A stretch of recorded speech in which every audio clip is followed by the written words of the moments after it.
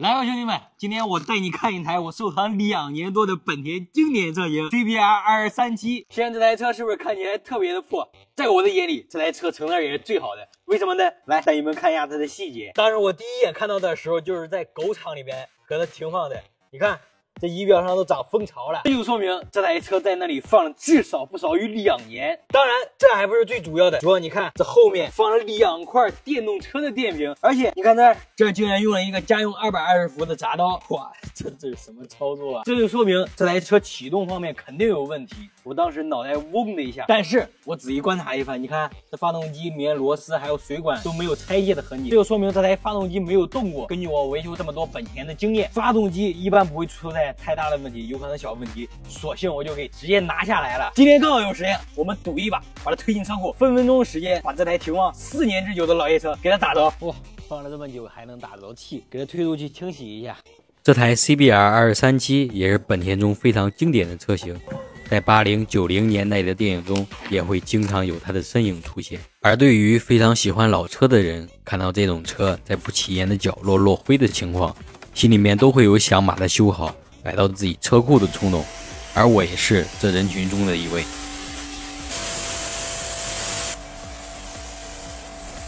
清洗完這麼多年的灰塵之後，就是推進車庫喚醒沉睡已久它的時候了。教你們如何把一台沉睡多年的老爺車分分鐘給打着。機油看着沒啥問題，可以。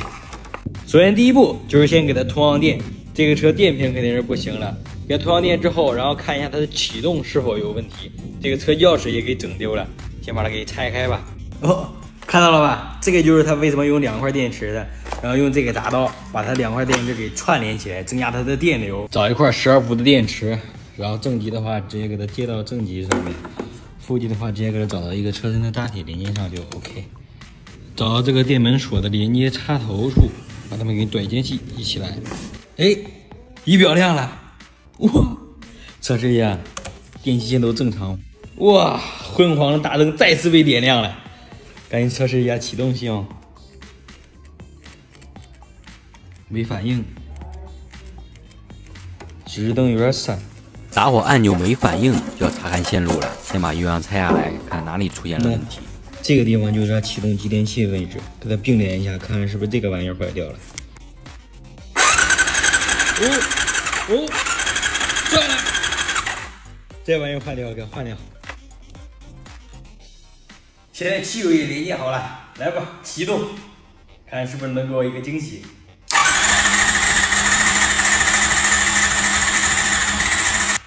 哇，不會吧？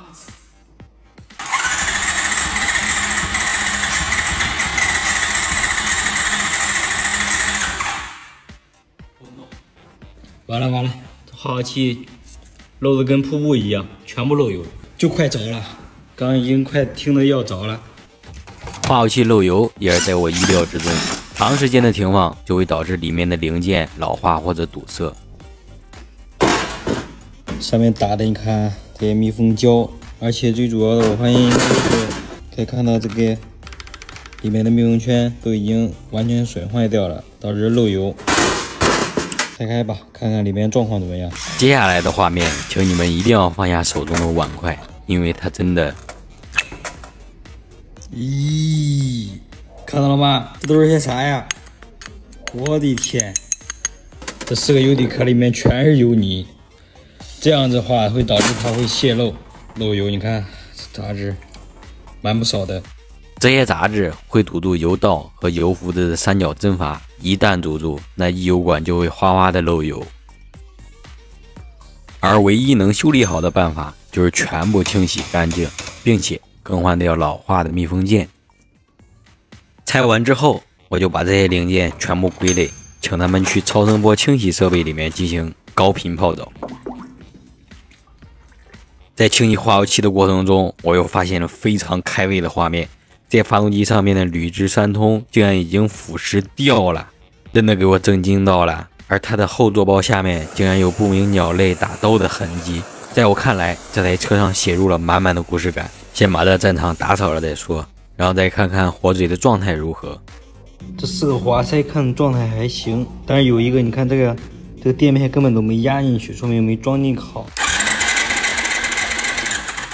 測量的鋼壓看來可以滿足點火的需求，然後把花材裝回去，再打好扭矩。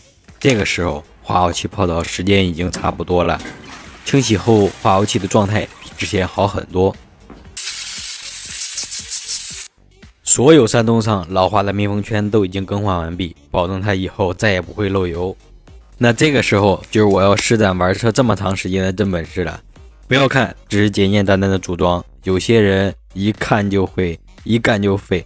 想知道我為什麼說就要看上期發動機的視頻了，看過的都應該知道，那家伙整的缺胳膊少腿，慘不忍睹。好了，接下來就是內行看的東西了。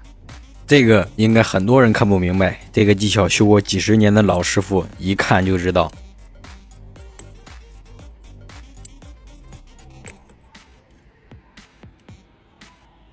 現在這個化油器在我的調試下已經滿血復活了，來吧，我們給它裝車。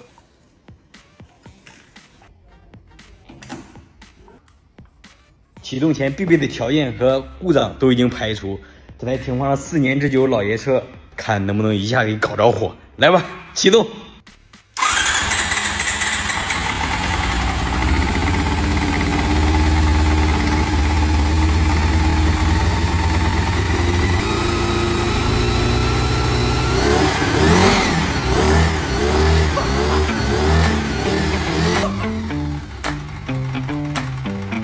怎麼樣，兄弟們，我都能成功的把它給甦醒了，沒毛病吧？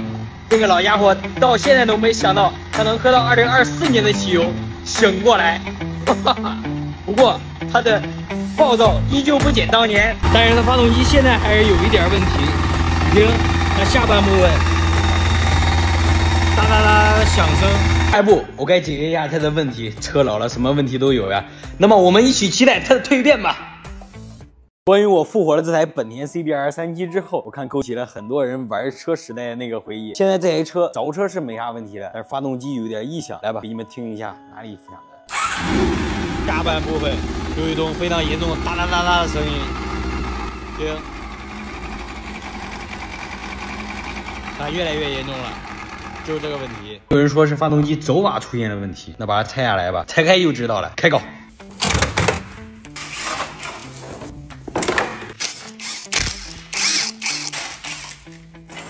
說實話，這發動機30年過去了，還能夠正常的運轉，都已經是個奇蹟了。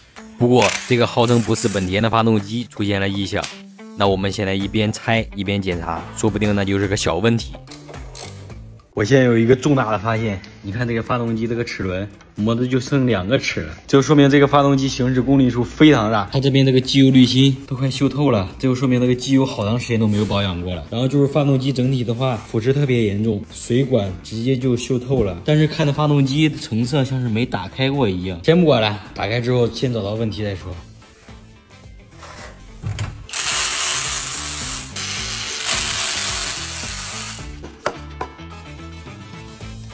正時這邊沒啥問題，曲軸的 T 點對準裡面的箭頭，排氣這邊 EX 平行於缸頭，进氣這邊 IN 平行於缸頭，正時沒問題。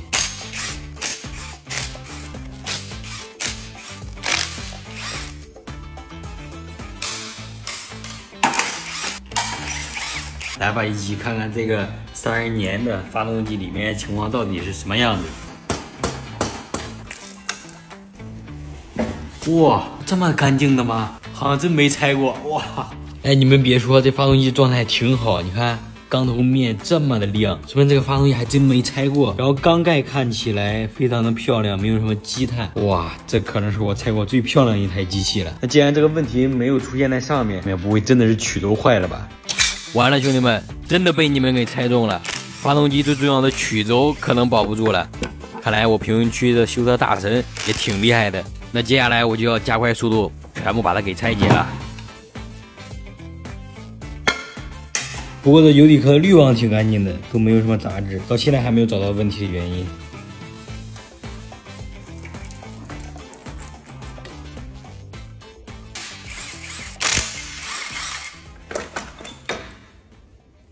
完了，兄弟们，就是轴瓦的问题。现在这个情况在这个曲轴上就能感觉到，你看这1、2缸转起来还不错，但是3、4缸，看连曲轴都会动了，尤其是4缸，直接就爆的有点沉了。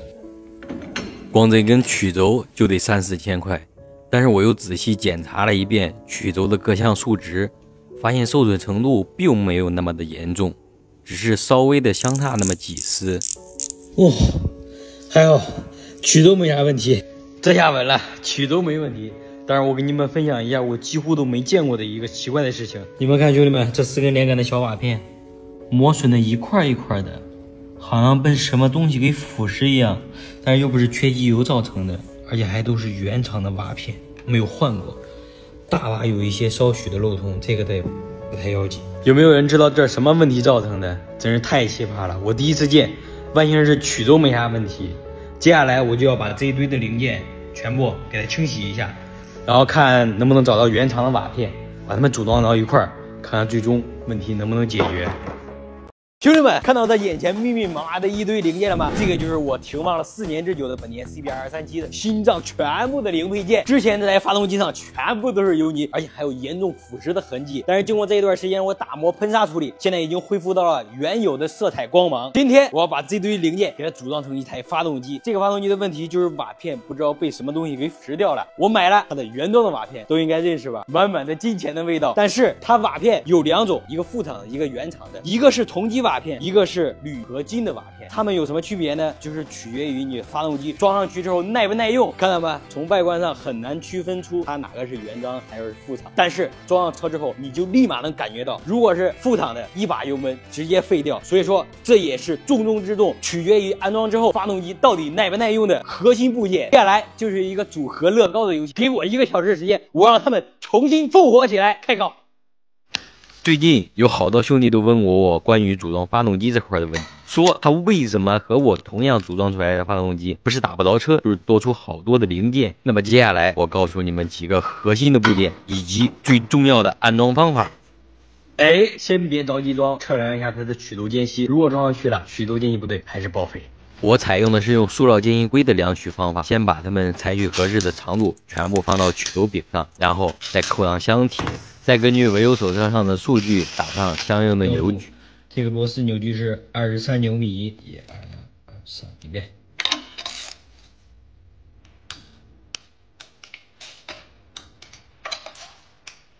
這樣就得到了它們的油膜間隙。然後我又逐步檢查了一遍，都發現控制在0.05毫米左右，完全符合正常的數值。那到現在又有人問了，你每次間隙都控制的剛剛好，那如果太大了或者油膜间隙太小了該怎麼辦？其實這個也很簡單，如果太大的話就直接更換掉曲軸。電紙片還有電銅皮的在這裡我就不多說了，最好是更換掉對應磨損程度的原廠色標瓦片，這樣才比較完美。那要是油膜間隙小的話，就慢慢的刮一下瓦片。刮瓦的話老師傅應該都不陌生。其次就是剛剛安裝活塞環的時候，第一先要測量每一道環與缸壁之間的間隙，第二就是活塞環的幾道環安裝方法，有的裝上去不是烧機油就是缸压不对，這一點非常的重要，一定要檢查好，不能有半點的馬虎。發動機最重要的部件已經安裝完畢，接下來就是它的離合器部分。用離合器的時候我必須得說呀，看到了嗎？這個紙片比其他要小那麼一圈，這個是在小鼓的位置，但是還有2個鐵片，一個平的，一個喇叭口的，然後它也是在這個位置裝的。如果不裝上，你的車一顆塵掛的不順暢，就是這個問題。繼續裝。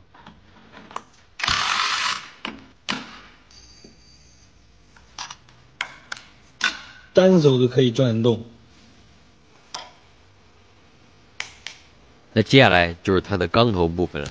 在安裝之前，我必須得掏出我的秘密膠水，先給它來那麼一層。當然，這也不是說它的表面不行，而因為這樣後續就不會出現不必要的問題。這點吃過虧的應該都知道。我估計有人不抹膠，根本就裝不好這缸頭。對了，它這個正時結構是齒輪帶動的，所以說它永遠不會跳式。當然，正時鏈條異響和掌緊器鬆動和它半毛錢關係沒有。那最後來給它加上全合成的機油，讓它也嘗嘗什麼叫做縱享絲滑。來吧，還差最後一步，給它接上電，讓馬達運轉起來，然後看一下這個缸頭上面是否上機油。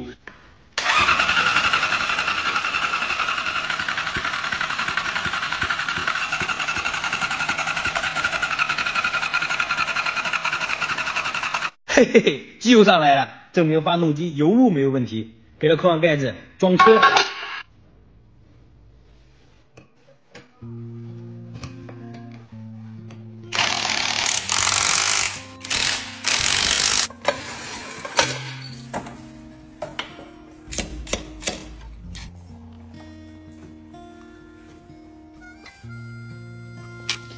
来吧，兄弟们，这个心脏手术成不成功，就看这一下了。油电已经接通，来启动。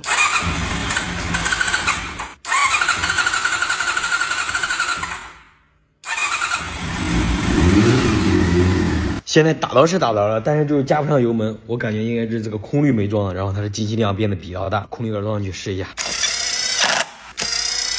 启动。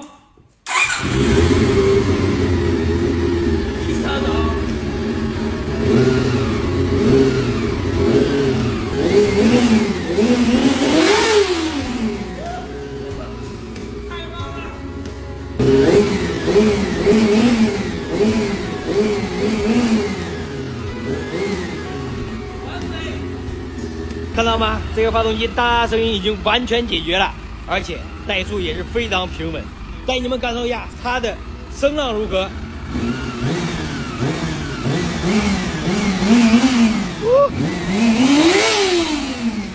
輕輕鬆鬆1萬轉，太棒了！告訴你們個好消息，時隔4年之久，車主又重新刷到了我修復這台車視頻後，他又想起來他與這台車的回憶，然後他又想回購這台情懷老爺車。你們說我到底該不該幫這個忙？你們有什麼想法？評論到評論區，順便艾特一下那位車主，我們一起探討一下。